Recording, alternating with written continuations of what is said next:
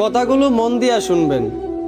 গাধাকে যখন সৃষ্টি করা হলো তখন গাধাকে বলা হলো, তোমাকে সকাল থেকে সন্ধ্যা পর্যন্ত প্রচুর পরিশ্রম করতে হবে, সারাদিন পিঠে বোঝা বয়ে বেড়াতে হবে, খেতে পারবে শুধুই ঘাস, তোমার মাথায় কোনো বুদ্ধি থাকবে না, আর তোমার আয়ু দেওয়া হবে 50 বছর।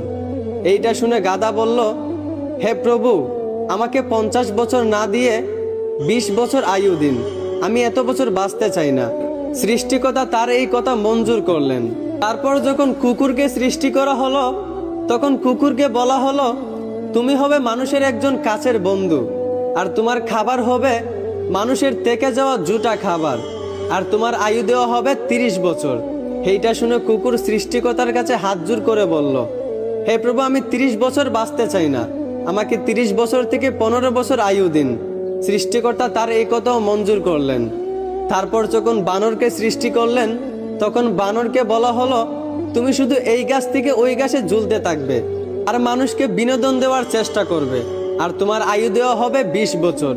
এইটা শুনে বানরও হাত জোড় করে সৃষ্টিকর্তার কাছে বলল, হে আল্লাহ, আমাকে 20 বছর না দিয়ে 10 বছর আয়ু দিন, আমি এত বছর বাঁচতে চাই না।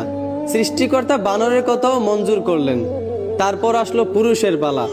পুরুষকে যখন সৃষ্টি করা হলো তখন পুরুষকে বলা হলো, তুমি হলে প্রাণীদের মধ্যে সবচেয়ে বিচক্ষণ এবং বুদ্ধিমান, এই জন্য তোমাকে প্রাণীদের শিরোমণি করা হলো, আর তোমার আয়ু দেওয়া হবে 20 বছর।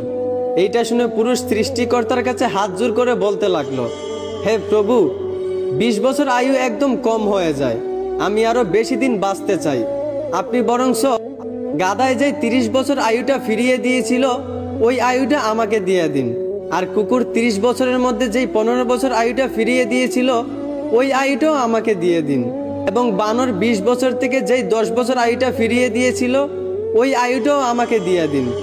সৃষ্টিকর্তা পুরুষের এই কথাগুলো মঞ্জুর করলেন। তারপর থেকেই ছেলেরা 20 বছর পর্যন্ত পুরুষ হয়ে বাঁচে, আর যেই 30 বছর গাধার থেকে চেয়ে আনা হয়েছিল সেই 30 বছর পরিবারের বোঝা পিঠে বয়ে বাঁচে, ঠিক একদম গাধার মতোই।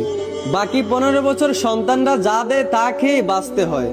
যেমন একটা কুকুরকে মানুষ যা দেয় তা খেয়েই বাঁচে, ঠিক তেমনি একটা পুরুষও বাকি 15 বছর এইভাবেই কাটাতে হয়, ঠিক একটা কুকুরের মতোই।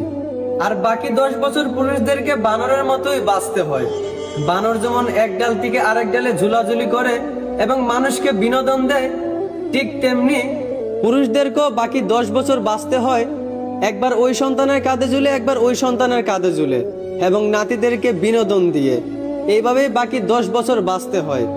এইটাই পুরুষের জীবন, এইটাই বাস্তবতা।